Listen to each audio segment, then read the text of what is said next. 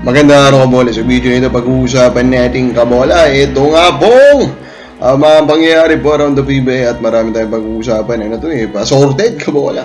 Pag-uusapan natin si RHJ, pag-uusapan natin yung dalawang Kai kabola, and then a trade rumor regarding Rain or Shine. So may hindi pa na-subscribe, pakipindot naman po yung subscription button. So let's start nga po kabola with this, ano pang mangyayari kay Ronde Hollis Jefferson daw kabola. Pag nakabalik nga po siyang NBA kasi may post siya, may tweet siya kabola na yun, sinasabi niya kabola that he is available. So umamin naman ang mga taga TNT Camp kabola na nandun mismo sa kontrata nitong si RJ kabola na pwede po siya kabola. Kung baga walang problema dun sa kontrata, kung NBA po yung kukuha sa kanya kabola, yun yung out clause niya kabola. So walang maging issue dun sa kontrata ng TNT. So in a way, kung mapapapirma, makakabalik nga po sa NBA sa RSJ kabola, that means kabola na baka maghanap po ng bagong import ang TNT kabola. Gaano ba kalaki yung likelihood na makabalik siya?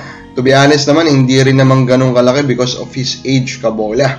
Now, ito na kabola, ito pong si Kai Balungay kabola, isa sa mga gusto din makapasok dito po sa pinagpipitagan kabola na Guinness national team kasi sobrang hirap pong makapasok kabola. So for me, credible ba si Kai na makapasok? Yes!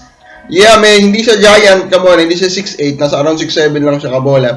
Pero he is very skilled at pinakita nga niya dito sa Philippine Cup na talaga namang very versatile, very modern siya na klase ng player. In short, parang deserve niya rin ng opportunity kumbaga kabola na maglaro dito po sa national team natin kabola, makipagsabayan dito sa mga player na nandito po sa ating national team kabola. So, with that kabola, sana mabigyan po ng opportunity ito po si Kai Balungay kabola.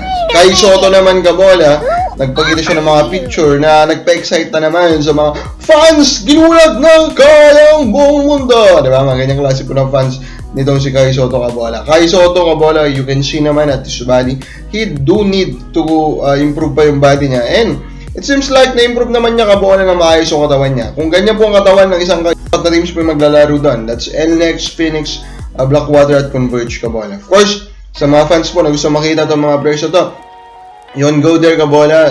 4 teams with good young players kabola, good future kabola.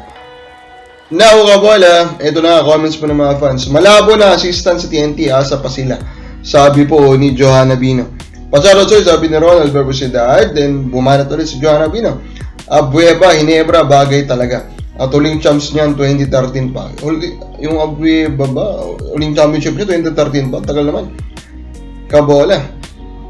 Now kabola, by the way, nakita ko lang ito na post, ine-emphasize kasi nito kabola kung gaano katagal, kabola, yung diferensya nung pagkatapos sa PBA dito po sa tournament na to. Kung pinapakita lang din naman nito, kung may ina-anticipate mo na gaano sila kahaba mag-prepare. Kung sa PBA nga 11 days lang po after non-season pa na noon kabola, itong PBA. So, ito nga, so paano mag-aagis ang PBA? May mga ganong klaseng questions na po ngayon kabola. For me, of course, hindi yan ganun kadaling sagutin kabola kasi nga po PBA do need to be as active as possible, di ba? Kasi nga po, isa po siyang commercial league. Now kabola, ito na kabola, Rain or Shine interesado daw kay Stan Hardinger. So hindi naman reliable kabola yung sources kasi kumakalat lang siya actually sa Facebook. Pero for me, hindi naman nakakagulat kung maging interesado sila kay Stan Hardinger. The guy is, pag bumalik siya, top 5 center siya agad. And of course, for Rain or Shine to get a top 5 center kabola, that will be an amazing thing for them, di ba? Kabola, they do not have a top, did they even have a time na gano'n sila ng top 5 center? Si Berga ba, nag-pick ba siya ng top 5 center sa liga? Hindi ko maalala, di ba? Pero pag meron siya sa Hardinger, kabola, di ba? That will be amazing for them. Mabawal sa palingin mo, dapat bang i-target ng Rain or Shine si Stan Hardinger? Comment lang po sa baba.